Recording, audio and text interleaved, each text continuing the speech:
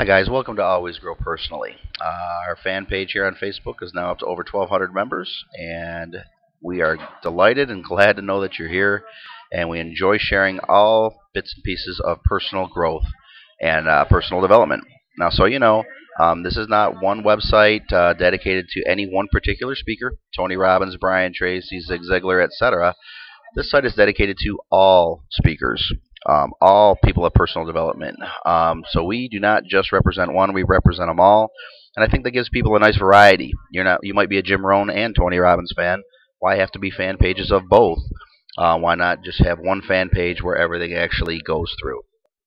Well, I told you guys a while ago that we would be giving some daily updates and some daily videos, and here's one of our first ones. This one is going to be titled, very simply, The Four Personalities That We All Own. This is kind of a comical thing, but I want you to understand this is a very brief overview. This is a lifelong subject, and a lifelong subject that you need to learn and pay attention to. But this is going to solve a lot of things that you have never been aware of that you do and everyone does. Everybody is four personalities. We all own these four personalities. Okay? The four types are: you are who you are. That is what we call the unknown self. Number two, you are who you think you are. That is the liar in all of us. Number three, you are who others think you are, which is the ignorant one. And number four, you are who you think others think you are. This one is the influenced. Okay. Now, in explaining these four personality types, it's kind of a funny yet simple process. You are who you are. And the reason we call this the unknown self is that you don't really know who you are. And here's what I mean by that. You are who you are based on life's experiences. Well, if life is a 100% of experiences and you have only experienced 2% of all life has to offer, then you don't really know things about yourself because you'll never have the chance to discover them. So who are you, really? Number one, you don't know. Do you really know yourself? The answer is absolutely not. And will you ever? Unfortunately, you probably won't. Most people don't reach their full capabilities because life is only, hopefully, 80 years or 100 years, but there are thousands and thousands of years worth of experiences and information that you'll never be able to experience. So don't take that as a bad thing. You'll just never really, truly know yourself. Now, number two, you are who you think you are. Now, this is the liar in all of us. I kind of do this one as a joke. But when I look in the mirror, and I see a 200-pound Greek god. That's how I looked when I was 18. That's how I envisioned myself. I don't see the 240-pound person I am that needs to lose that 40 pounds. I don't see the belly. And some people say, why are you taking your shirt off in public? And I'm like, well, people need to see this body. And they're like, no, they don't. And we kind of laugh about that because I still see myself how I think I am, not how I am. This person is the eternal liar. And why are they the eternal liar? Because we build up walls of protection.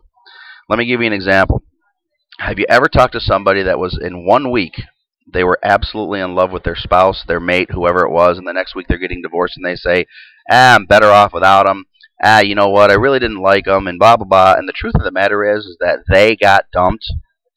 They got dumped, but they'll come up with all these justifications and say, you know what, I really didn't need him anyway, or I didn't need her anyway, and you know what, I'm better off without her, or I'm better off without him.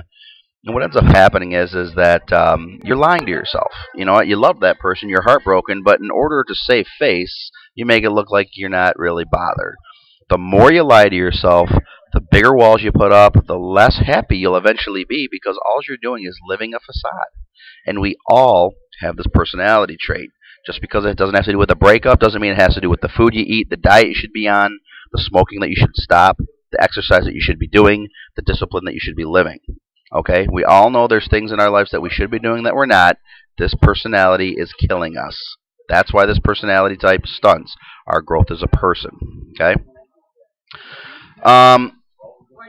Number three. Now, you are who others think you are. Now, this is the ignorant one in all of us. Now, what people tell you about yourself, if you actually ask them, you know, you actually might think that you know how other people think of you. Yeah, I know what my mom thinks of me. I know what my dad thinks of me. I know what my brothers and sisters, friends, coworkers, kids, you name it. I guarantee you, you don't. Ask them. The second part on here, I talk about what they don't tell you, the 5 questions.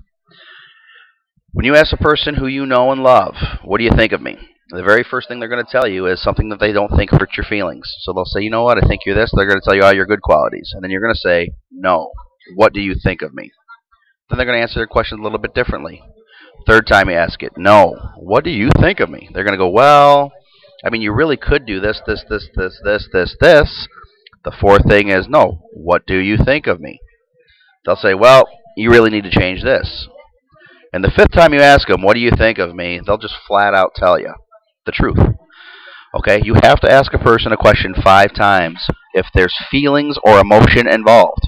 If you don't ask them 5 times, what will end up happening is that you won't get the truth. You'll get the watered down version of what they think you want to hear, and you won't be able to grow. People don't grow from great things you hear about yourself. They grow from the things that other people notice that you need to work on, and then you actually come to the reality that they are right. How many times have you looked at a friend of yours and you said to them, you know what, you really need to break up with that person, they're damaging you, and they're like, no, this person is wonderful for me, they do this, this, this, this, and this. And they don't see that other things that they do are actually causing damage. But you can see that because you're objective looking from the outside. That is why this personality is considered the ignorant one, because you really have no idea what others think of you. Okay? And the fourth one, this is the funniest one, you are who you think others think you are. This is the influenced one, okay? This is the chameleon or the Eddie Haskell theory, okay? You become different around different people. It's just that simple. Sorry that I spelled theory wrong. But we all do this, guys. I want you to think of yourselves personally, okay? When you're around your boss, you act professional, most likely. When you're around your coworkers, you act a different way. You probably talk about the boss. When you're around your family, you act a certain way. When you're around your brothers and sisters, you act a certain way. When you're around your kids, you act like a parent. When you're around your friends, if you saw somebody that you saw in high school, they would probably start treating you like you were in high school. And guess what? You'd probably start acting like you were in high school.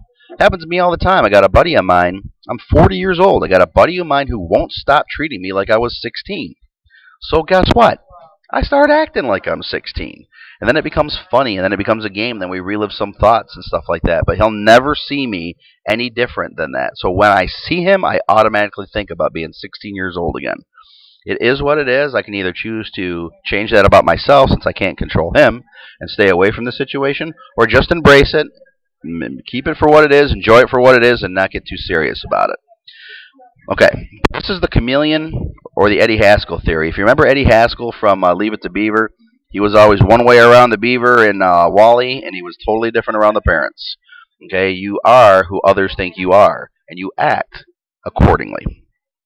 Now, this personality type, this is the scary part. This personality type determines who you are until you realize that this personality type is taking over. Okay, what happens here is if you start always acting around other people how you think they think of you, they will never get over that paradigm, okay? But as soon as you recognize this personality trait, you can now take control, act the way that you should be acting, and their perception of you will change. And you can start becoming who you really are versus who others think you are. That is how you take control and win the battle. You absolutely have to crush this personality type. You need to become a combination of number one, a major combination of number one, and start realizing who you are and acting how you should be, even though you'll never fully understand yourself.